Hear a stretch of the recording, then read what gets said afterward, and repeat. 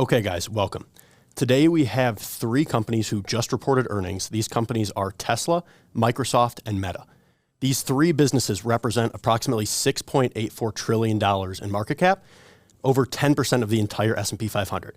So we're going to quickly talk about how they performed over the most recent quarter. I'll give you guys kind of a walkthrough of the actual earnings report and what I'd look for in it. And then we'll use our software a bit to kind of go into the financials of them.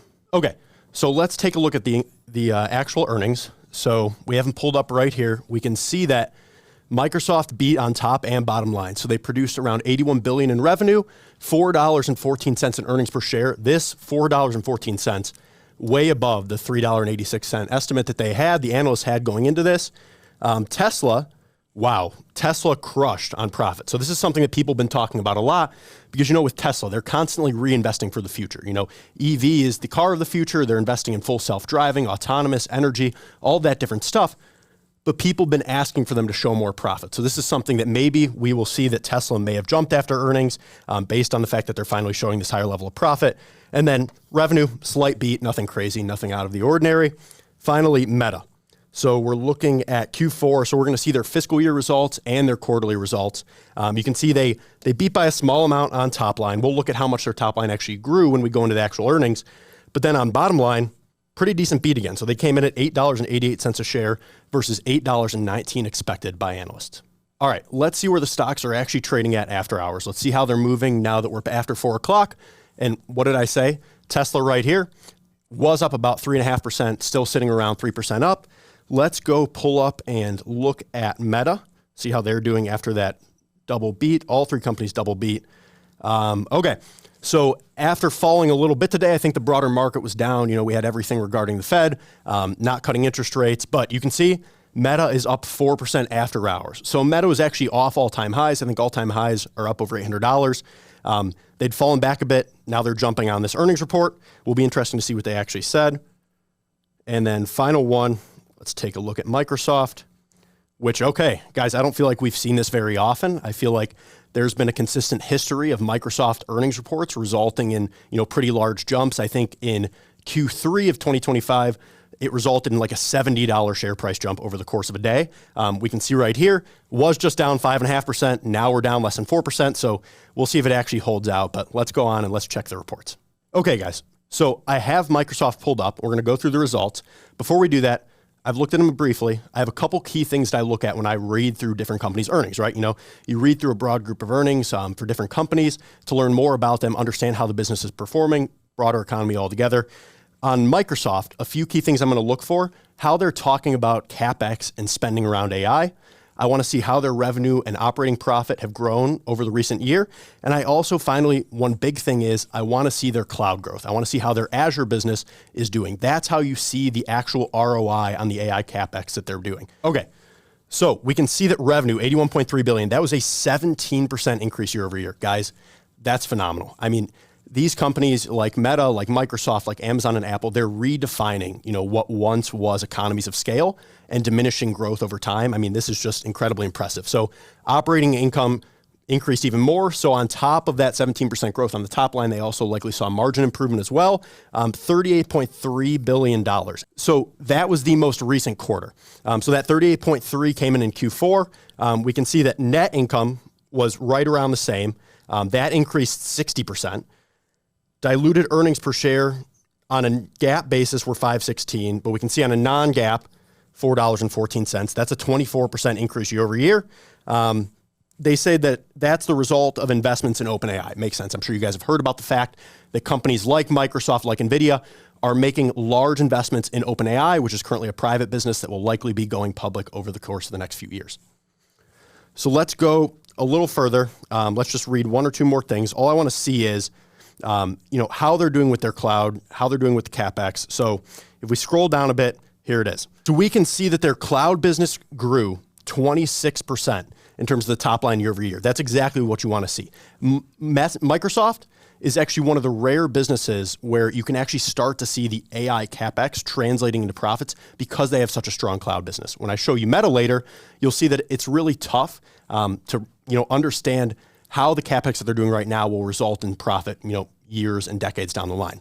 Overall, you can see that commercial remaining performance obligation increased 110%. So, that demand for their cloud business is very strong. That's one of the things, like I mentioned, that I want to see when I'm reading through this report. Okay, now that we covered Microsoft, let's jump into Tesla. So I have it pulled up right now. Tesla topped their estimates like we saw in top and bottom line. That being said, it is their first annual revenue decline in company history. So revenue fell for the third time in 3 quarters. That's 3 consecutive quarters of decline. And like I said, sales for the full year also declined. That being said, earnings came in better than expected. So analysts were actually expecting an earnings decline and a revenue decline, coming into this quarter. That's probably why the market isn't reacting too harshly. They probably already saw that type of thing coming. One big note, and they're talking about it right here. You can see BYD. So BYD actually recently, just over the past month or two, surpassed Tesla as the largest EV maker in the world. They're out of China. For those who don't know, Berkshire Hathaway, Warren Buffett and Charlie Munger got the idea from Li Lu, who's a excellent value investor from China. He helped them make a large investment in BYD early in the company's history.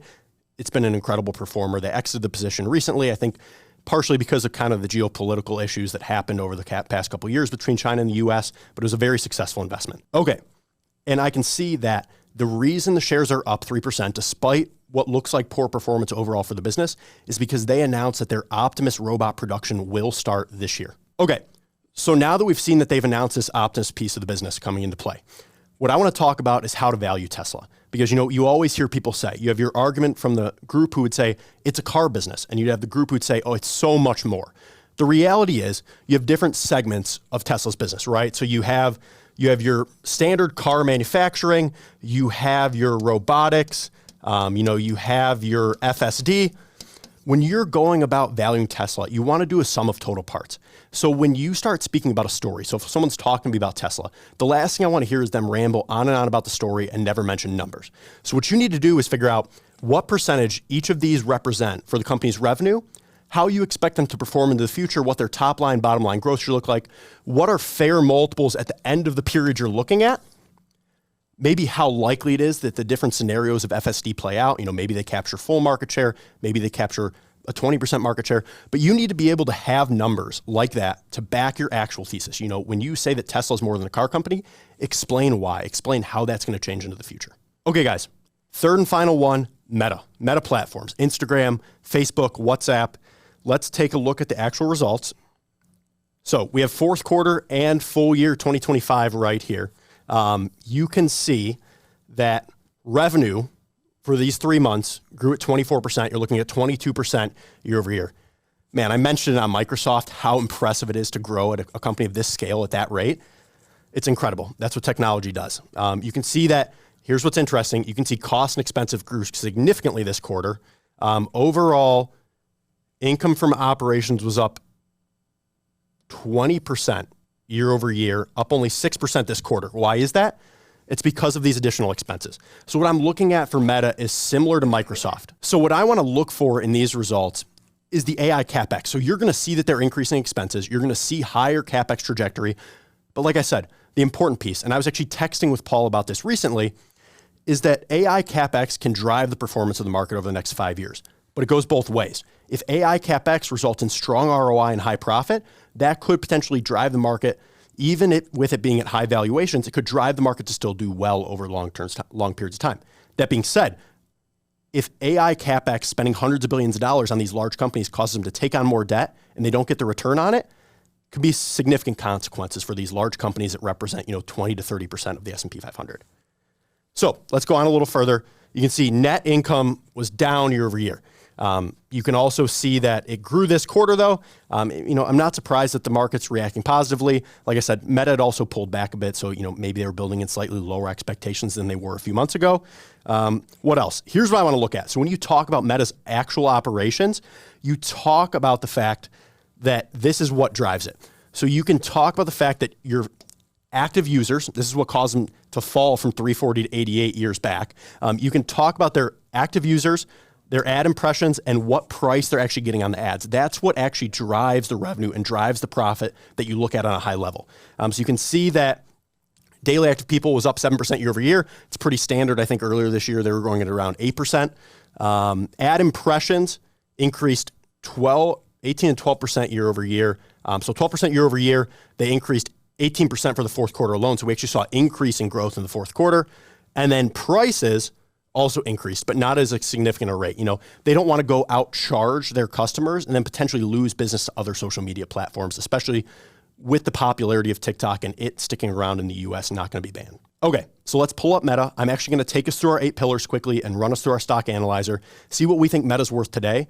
Based on my knowledge and my research and discussion with people in the community recently, Meta is probably the one that looks the most attractive from a valuation perspective right now. You can see that it got up to around $800 a share right here, fallen back a bit, but now we're really jumping. So we're up almost 8% at this point after hours on Meta.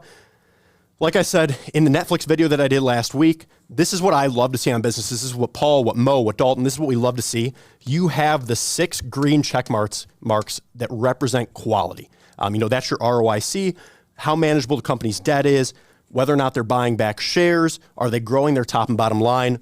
All those things look excellent.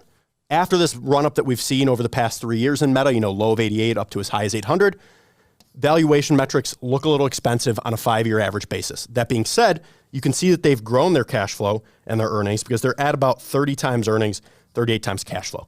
Now, an important thing to answer is why is cash flow significantly lower than earnings? That's because of this AI CapEx and that AI investment. So it's important when you go look at the business more and understand it after we look at the analyzer to understand the difference between growth CapEx and maintenance CapEx. Part of it is a reinvestment in the future. Part of it is what they're required to do just to run the regular operations. So let's actually go in. Let's take a look. I'm going to pull up our stock analyzer tool and we're going to make some quick assumptions. So we're going to go 10 years of analysis, 3 different levels on Meta. I'm going to go with, and again, remember, we're looking out long term. This company's a very large business. I'm going to go with 8, 11, and 14%. On profit, we're going to go pretty consistent across the board. So I'm going to go with 30, 31, and 32.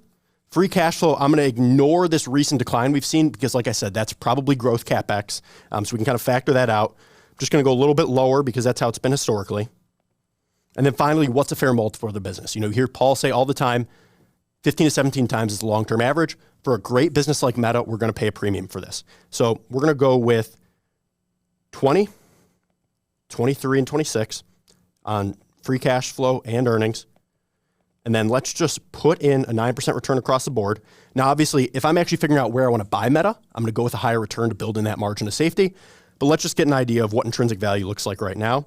And this is what I said, guys. So this is why people in the community, when it was down as low as 575 over the course of the past year, they were getting interested again. And these are people ignoring their bias because they own at maybe a 120 cost basis and adding again. Because even from today's price, after this run up, you can see you have an 11% expected return, high end 16%.